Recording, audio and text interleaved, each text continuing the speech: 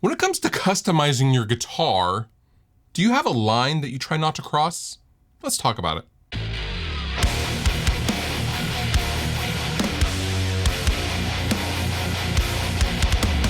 In the guitar playing world, there seems to be polar opposite ends of how we treat and care for our instruments, and to that end, how we customize our instruments.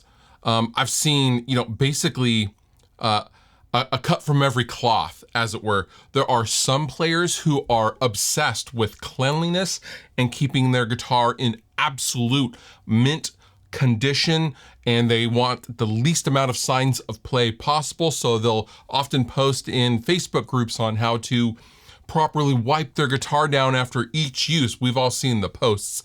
And then you have the actual opposite of that, which is where I guess I would consider myself, in that, dings and wear and tear are just a part of the game, baby, and it's all just battle scars to me, especially if you're in a touring scenario or a live gigging scenario.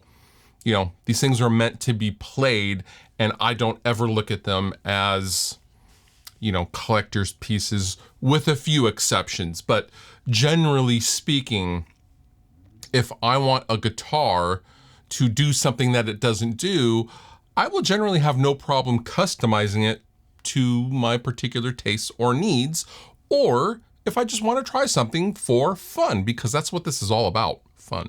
Now, case in point, this is a beautiful PRS Tremonti hardtail that I got late last year, early this year. And this was one of two different guitars I got. Now, this one came just as a stock Tremonti, and ergo it had the Tremonti bridge pickup, which I do not like. So I put a Seymour Duncan Black Winter pickup in it. And I haven't done anything else to the guitar because I don't feel like it needs anything. This guitar is perfect as it is, with the exception of the Tremonti bridge pickup. So I changed it out, and now it sounds exactly like how I want it to sound. And of course, it feels amazing. This is a fantastic guitar. However, I did just customize and put in an aftermarket pickup in a, I don't know what this is, $4,200 guitar, which, if you were to say out loud, that sounds kind of a little weird, but, make it how you want it, I guess, right? Now, the line for me comes with something like this Murphy Lab R9 Les Paul Standard. This is a $9,800 guitar, and I will not mod or change anything on this. And this is pretty rare, but for this amount of money, it better do exactly what you want it to do. This sounds incredible in stock form. I don't need to change out the pickups, for example. I don't feel like I need to change out the tuners for better tuners. I don't need to upgrade anything on this $9,800 guitar. It just so happens to be that way. But thank goodness, I don't know if I would, even if it needed something like a different sounding pickup, because again, at this value level, I don't want to change too much. Now let's throw something else into the equation. Let's talk about vintage instruments or older instruments. This is a 1980 Gibson Les Paul Standard that I recently made a video for. This is a guitar that I've been searching for, I don't know, maybe 5 years, 6 years. This is a birth year Gibson Les Paul Standard. Yes, I was born in 1980. I'm very old. And I got a really, really great deal on this guitar. Now, a 44-year-old guitar, even if it's in as good a condition as this guitar is, I knew it would probably need something. What it really needed was some frets, because it came stock with its factory frets, which were inherently very, very low, and it was just uncomfortable to play. I just couldn't do it because your fingers would just rub against the fretboard, and I don't know. It needed a refret. So I got it refretted, and I just got it back about a week ago. And now that I was able to play it more, you start seeing other things, right? In the proverbial signal chain, as it were.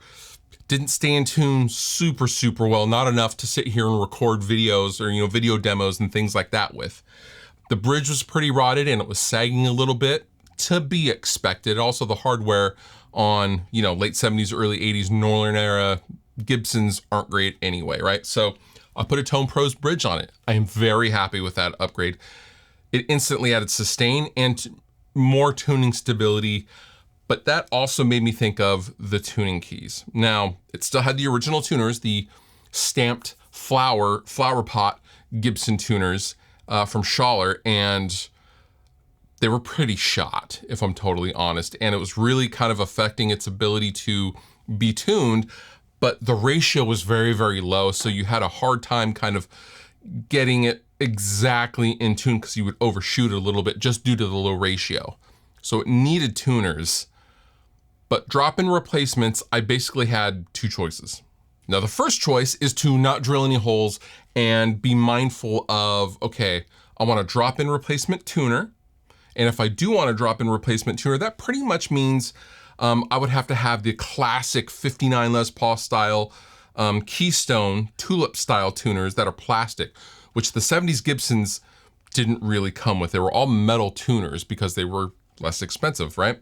So this guitar never came with this style of tuner. However, if I wanted to keep in with the same style of tuner, I would have to drill additional holes in the headstock. Now, on a newer instrument, I don't think I would be that precious, but for this particular instrument, this is a 44-year-old guitar, I don't really want to do that. That's kind of where I found my line of what I was willing to do to make it how I want it. So I ended up going with the drop-in replacement Klusons, the Gibson Deluxe Kluson tuners, and I'm very happy with them. Also, now this thing is a tuning stability beast, and I love it.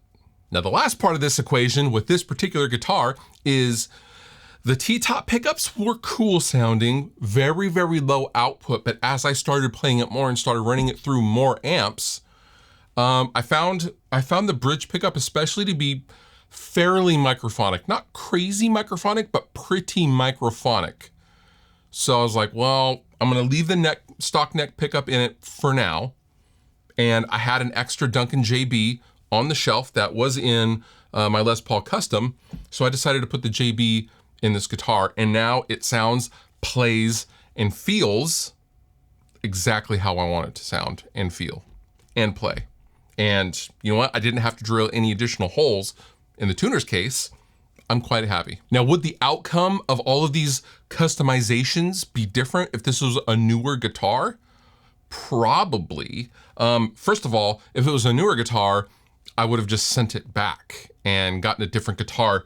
I would never buy a newer guitar that I hated the frets on, as an example, right? But again, this is an old instrument, so, and I couldn't try it before I bought it, and it came from Tokyo.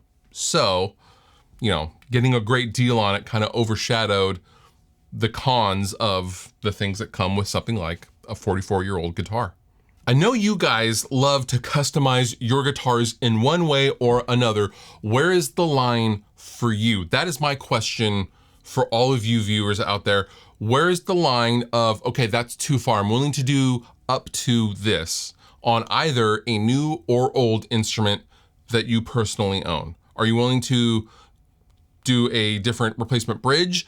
Pickups, I think we all pretty much play with pickups, or at least look at replacement pickups. But things like tuners, tuning pots, wiring harnesses, the rabbit hole can be very, very deep. Where do you guys stand on guitar customizations to make it how you want it to be? Where is the line versus just getting a whole other guitar? I would love to know your thoughts. That was kind of the thought process that I have been in lately of, well, how much do I customize this and where is the line for this guitar that I otherwise really, really love? And I think I found it. All the pickable links down below in the description. You've been wonderful. I've been Fluff. Thank you so much for watching. I'll see you next time.